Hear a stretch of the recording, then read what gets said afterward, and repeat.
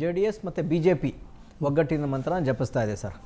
ಸಮನ್ವಯ ಸಮಿತಿ ರಚನೆ ಆಗಿದೆ ಅಂತ ಸುದ್ದಿ ಬರ್ತಾ ಇದೆ. ಅದರಲ್ಲಿ ಸುರೇಶ್ ಬಾಬು ಇದ್ದಾರಂತೆ, ಅಶೋಕ್ ಇದ್ದಾರಂತೆ, ಜೋಶಿ ಅವರು ಇದ್ದಾರಂತೆ, ವಿಜೇಂದ್ರ ಇದ್ದಾರಂತೆ, ಕುಮಾರಸ್ವಾಮಿ ಇದ್ದಾರಂತೆ. ಇವತ್ತು ನಡೆದ ಮಹತ್ವದ ಚರ್ಚೆ ಏನು ಅಂತ ಹೇಳಿದ್ರೆ ನಮಗೆ ಗೊತ್ತಾದ ಮಾಹಿತಿ ಪ್ರಕಾರ ಹಿರಿಯೂರು ಟಿಕೆಟ್ನ JDSನವ್ರು ಕೇಳ್ತಾ ಇದ್ದಾರಂತೆ.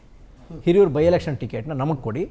ಈಗ ಹೇಗೂ ಅಡ್ಡಮತದಾನದಲ್ಲಿ ನಮ್ಮ ಕ್ಯಾಂಡಿಡೇಟ್ಸ್ ಸೋತಿದ್ದಾರೆ, ನಮಗೆ ಮುಜುಗರ ಆಗಿದೆ, ಅದನ್ನು ಕಾಂಪನ್ಸೇಟ್ ಮಾಡಬೇಕು ಅಂದರೆ ಹಿರಿಯೂರು ಟಿಕೆಟ್ನ ನಮಗೆ ಕೊಡಿ, ನಾವು ಅಲ್ಲಿ ಗೆಲ್ತೀವಿ, ಜಂಟಿಯಾಗಿ ನಿಂತು ಗೆಲ್ಲುವ ಮೂಲಕ ಸರ್ಕಾರಕ್ಕೆ ಮುಖಭಂಗ ಮಾಡೋಣ ಅನ್ನುವ ಚರ್ಚೆ ಶುರುವಾಗಿದೆಯಂತೆ. ಇದೊಂದು ರೀತಿಯ ಬ್ಯಾಲೆನ್ಸ್ ಮಾಡೋಕ್ಕೆ ಟ್ರೈ ಮಾಡ್ತಾ ಇದ್ದಾರೆ ಸರ್.